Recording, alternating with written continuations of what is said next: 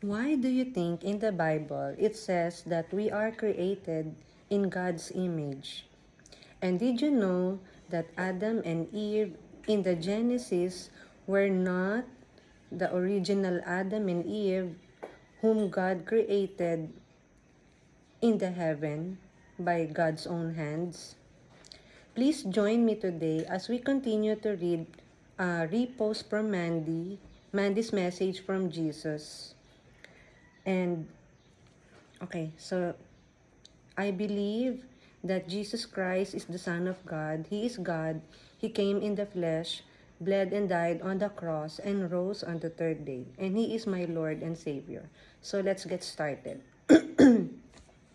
So this post was originally posted on June 17 of 2025, part 16. God's physical calendar is 5/9 and God's spiritual calendar is 9/9. So this is our Lord Jesus speaking. My first heaven, which was created with all of your particles and your spirits, with the breath of my powerful wind through my love.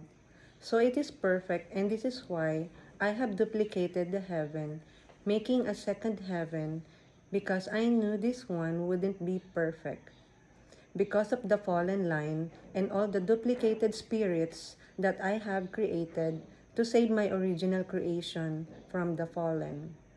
So you see, your father needed the fall to happen in heaven, and he needed the fall to happen in the garden. Because the whole reason I had created the worlds was to lure evil in, to destroy it in the lake of fire. The lake of fire was never made for my children, and the only way to lure evil in was allow sin in the worlds, because sin was darkness. And darkness was put in my people when Yaldabaoth, the false father, was created, and he was behind the creation of the mockery of Adam and Eve in the temporal world, when he made the mockery from the original with dirt. So when he pulled out his rib, he put darkness inside Adam, who was the mockery Adam, because the perfect Adam that never fell was created in heaven. All of our original spirits never fell in the first heaven. We were created with the light and we stayed the light. So I, your Father in heaven, created a second heaven because I knew the fall needed to come and I didn't want my perfect heaven to be corrupted.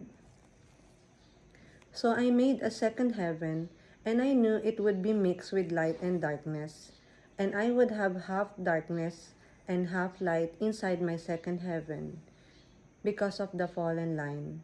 So that's why I created the second heaven, to keep my first heaven perfect, to keep it pure. And so the fallen line, they were attracted to the darkness because the particles inside them had both darkness and light. And so the duplicated Lucifer was very curious and intuitive, so he wanted to know where darkness came from. And you all know the saying of curiosity kills the cat. Well, that's where that's where it comes from. It it comes from heaven originally, because when you're curious about something, it can lead somewhere else if you're not careful. And when he started looking into the evil realms, because he was curious, he wanted to know how to have more power and be his own God. He wasn't happy that my son, Yeshua HaMashiach, was the only begotten son. He wanted that same power that was created from the monad in the light circle. In the light circle. So he searched for that power, looking for it, and he found the information on the evil realms through opposite of science creations. So he opened up a portal that allowed that possession to take over him, and the duplicate spirit of Lucifer, because I created him half light and half darkness, that darkness took over. And that is how the duplicated spirit of Lucifer got possessed inside the second heaven. Because he was jealous and he wanted to be the only begotten son, he wanted to be his own God. So because I needed darkness destroyed in the end, I allowed it all to happen, and I planned ahead and created my creations beforehand. Because evil, it was made through my creations because of the opposite of science. But I never wanted to create evil. So I gave Lucifer, the duplicate one, a choice to live and be his own God. Or I could take the possession away from him. But he chose the fall, and the third of the angels went with him, and half of the heaven.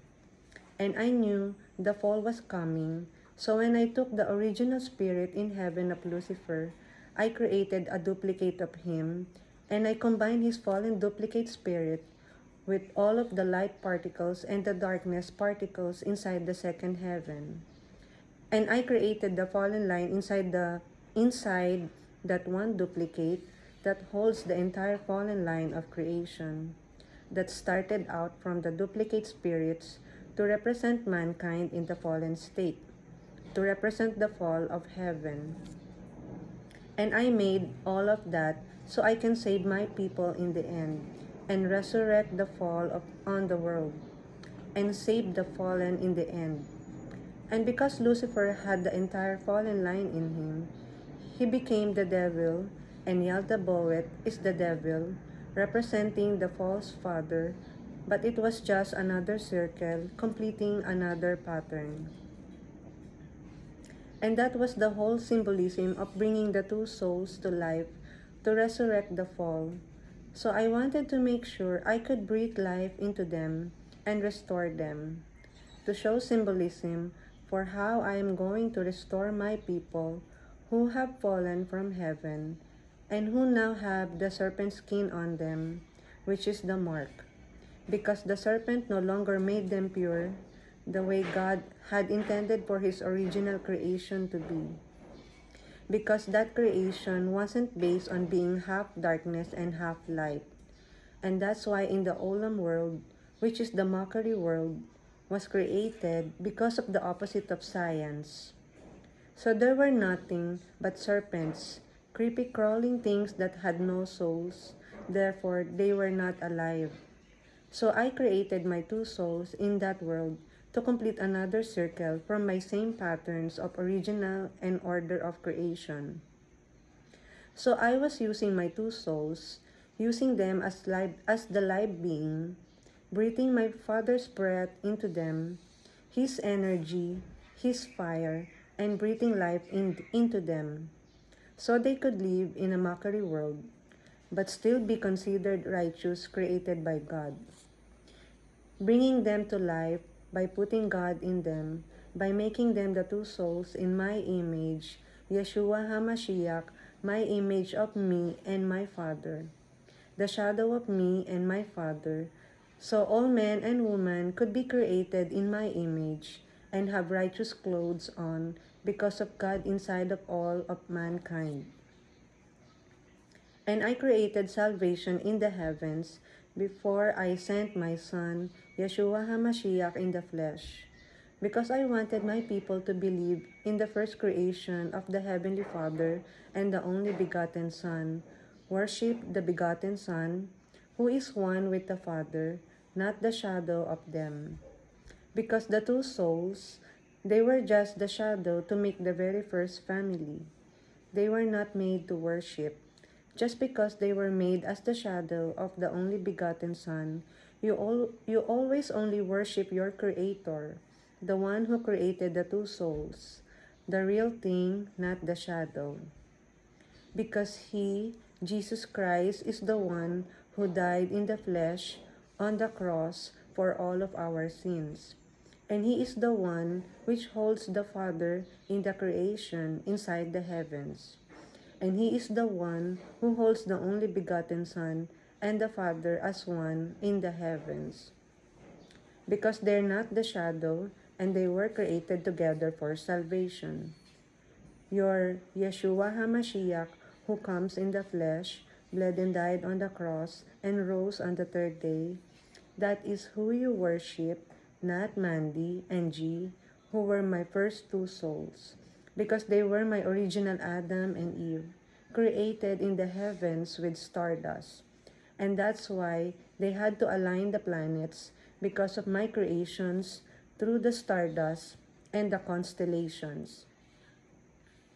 So now, you should understand that I, Yeshua HaMashiach, is also the Father, being one with the Son in the Spirit. But the Son, Yeshua HaMashiach, excuse me, but the Son, Yeshua HaMashiach, or Jesus Christ, who comes in the flesh, bled and died on the cross, and rose on the third day, who came in the flesh as man, separately for the physical battle for salvation, you need to recognize him as your Father, because he's the everlasting Father, the Prince of Peace, who died for all of your sins, and that's he, the Holy Spirit, recognized for salvation, not the Mother of Wisdom or the daughter of the King, because her sacrifice was not for salvation. Her sacrifice was for something else, completely different in the spiritual realms, for the spiritual battle. So in the flesh, you look at he and she separately, because he and she is not one in the flesh. They are separate, so they are not androgynous. And this is why I am breaking the fleshly bond marriages of those married ships, which are sinking ships, when you are not like God and wisdom being one together. And you are not one together in man-made marriages. And this is because my people are not one in the flesh. They are only one in the spirit. Therefore, the androgynous spirit is not in the flesh either.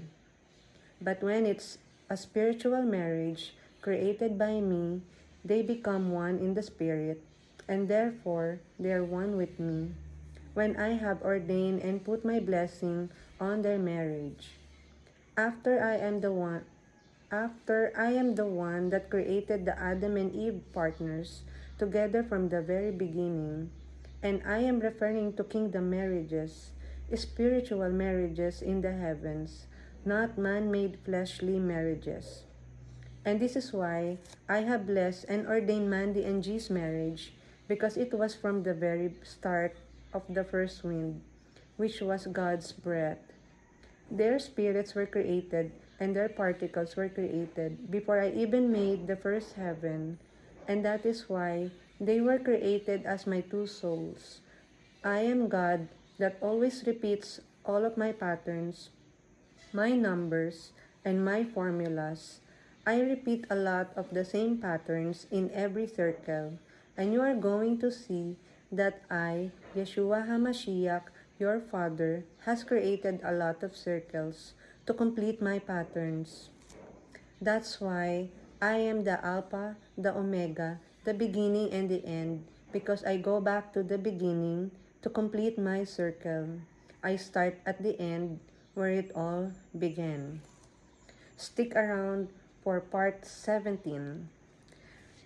So if you don't believe or skeptical with what we're trying to deliver to you, please pray with a humble heart. Go to Jesus' feet and ask him if these words were truly of him. I love you in Christ. Have a blessed day.